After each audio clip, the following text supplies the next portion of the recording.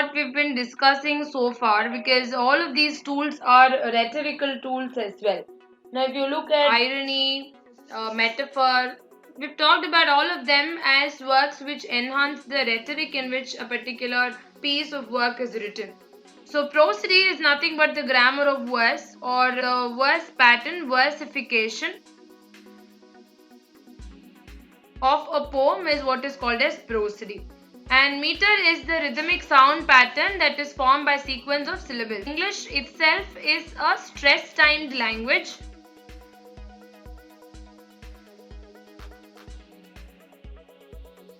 You don't use the language just like that. There's no monotony. You don't say, I will come today. So I will come today. Because there is always this rise and fall when you speak a particular language, more so in English. And this stress and the rising tone, the falling tone, the stressed and the unstressed syllable are more important in English because English is a stress-timed language. The whole of the language depends on the stress patterns that go into the speech form of the language.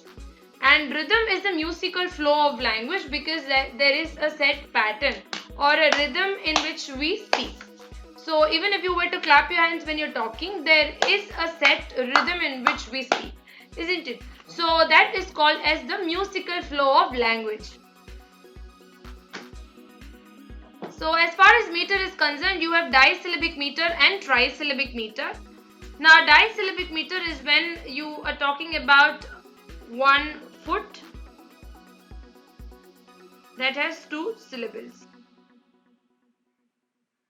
So if among the two syllables, the first is an unstressed syllable and the second is a stressed syllable, then it is called as an iambic meter. For example, the curfew tolls the knell of parting day. So if you look at this particular sentence, this is from Thomas Gray's Elegy written in a country churchyard.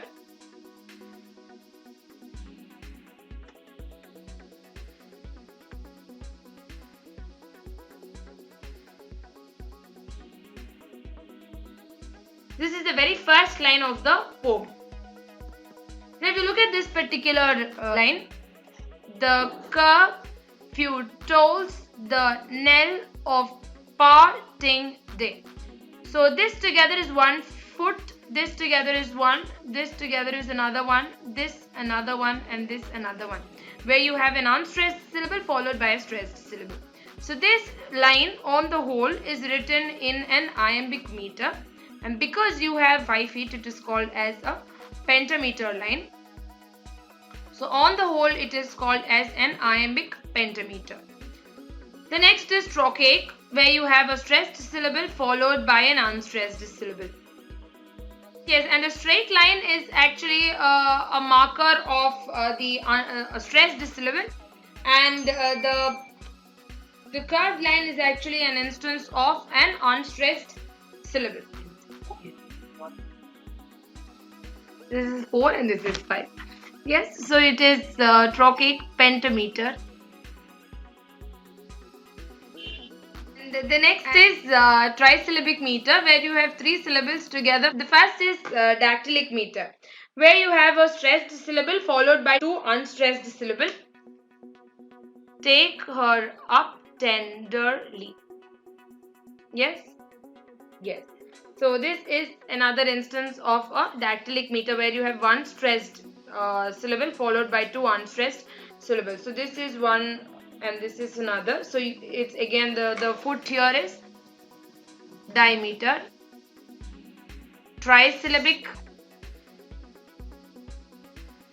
Therefore it is dactylic. So it's dactylic dimeter. Yes. The next is anapest.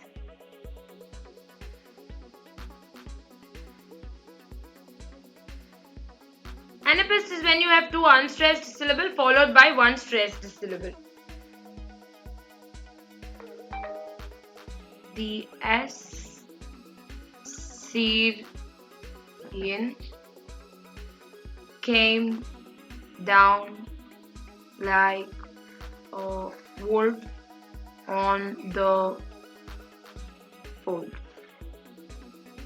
So the Assyrian came down like a wolf on the fold. So this is again anapestic tetrameter.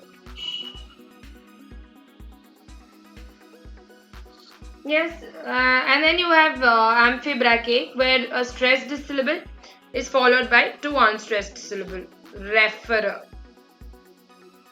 So referrer is an instance of an Amphibrachi meter. These are other variants where they are not common, but they are of course present in different poems. For example, the Scholar Gypsy.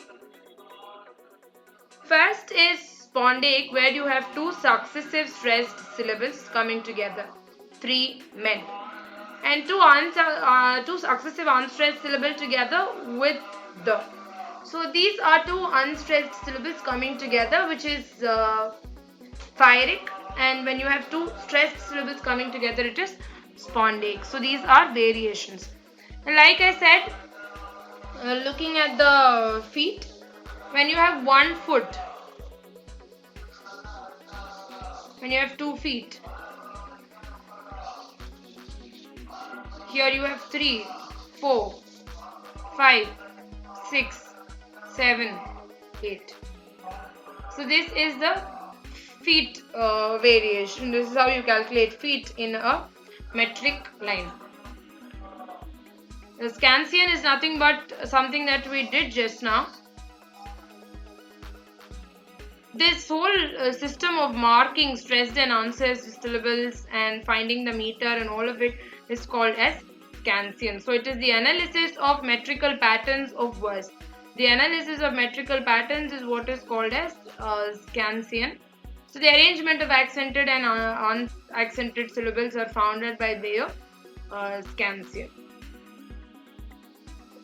It's initially confusing, but once you get into the rhythm, then probably it will become easier. Thanks a lot for watching. Do remember to like, share and subscribe.